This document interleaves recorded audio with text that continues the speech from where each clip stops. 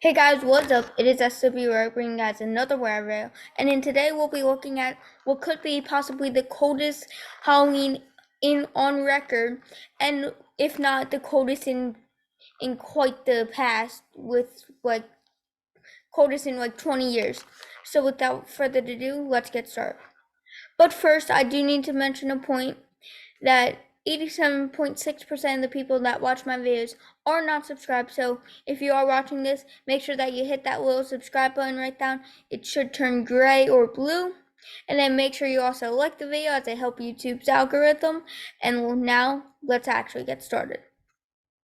So here we are with the GFS model, and as we can see, there's currently some snow going through northeastern and northern Maine with this system, and that should move off the coast, and there should be showers along the northeast, with the mid-Atlantic region getting a little spared. And then as we get into Halloween, I can't go up too far as Halloween is officially tomorrow. But as we move along, we can see this is 8 p.m. tonight, October 30th. We can see widespread 40s and 30s across the entire U.S. with in California, within the western coast and the southeast, having a bit more with 50s, 60s, and some 70s. But then as we move this along, we can see Arctic air burst into the United States. And by 8 a.m. October 31st, we can see that widespread 20s and 30s across the US, with even an area of 10 of negative degrees here with in the North Dakota region, with there is an area of -7 degrees, and then widespread 10 to 20 degree weather. And then those areas in the west and southeastern are maintaining 50-degree weather.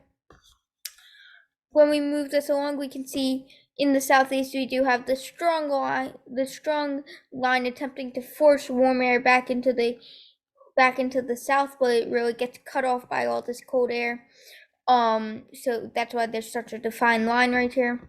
And then 8 p.m. October 31st, this is when it'll be peak trick-or-treating time. We can see widespread 20s and 30s across the board. The only places that are really warm are if you're in the southwest. Even the northwest is still a bit chilly. And then if you're in the central plains, widespread 20s and 30s. Then northeast, you have widespread 20s and 30s and some 40s if you're in more of the southern northeast. Move this on to 2 a.m. November 1st, so this is right after Halloween ends. We can see widespread 20s and 30s even into the central plains in Ohio Valley, Kentucky, Tennessee, and then the warmer kind of creeps back into the California region and the southeast. And then we can see the line of where the warm air is trying to push into the east coast, but it gets drowned out. And when we go into we can see we do have a high pressure system that is coming down from Canada. That is what's sucking all the cold air, along with this low pressure system that is going to provide snow for Nova Scotia. Not anything in the US except for some pop-up snow showers in the Pittsburgh area, central Pennsylvania, mainly higher elevations. And then like Albany, New York, I think that would be. And then this moves on. So now let's look at the Mesoscale HRRR model. This is the high resolution rapid refresh. So this refreshes every hour. Can't use this hour. There we go. So let's go to 5 a.m. on Halloween, so people are just starting to wake up. We can see the temperatures here. This model isn't the best at displaying the whole screen with it, but we can see widespread 20s and 30s. Then as we move this along, by the time students start going to school at 7, 8 a.m., we can see cold air starts expanding south and gets into Oklahoma and Texas. And we do see that warm air starting to get flushed out of the southeastern. Moving this along, by noon October 31st Eastern time, or local really, we can see that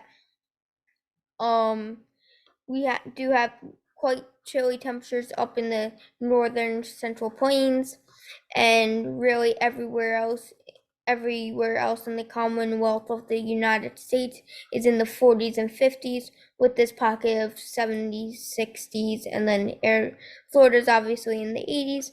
Then we do have 50s, 60s in this region.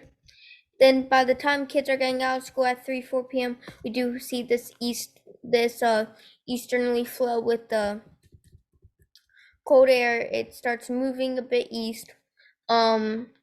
And we can see again still very cold for the main portion of the United States, with some warming in the region of South New Jersey, Delaware, and parts of Maryland.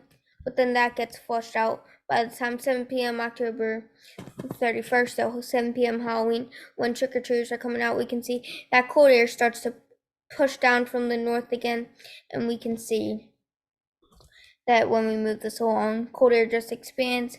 By 10 p.m. when trick-or-treating is wrapping up, we can see widespread cold air. The only warm spots are again in California and like New Mexico, Arizona.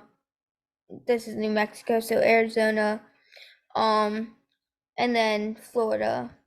Then when we move this along, by the time it's November 1st, we can see that widespread 20s and 30s throughout the central United States and even into the eastern United States, widespread 20s, 30s, and 40s.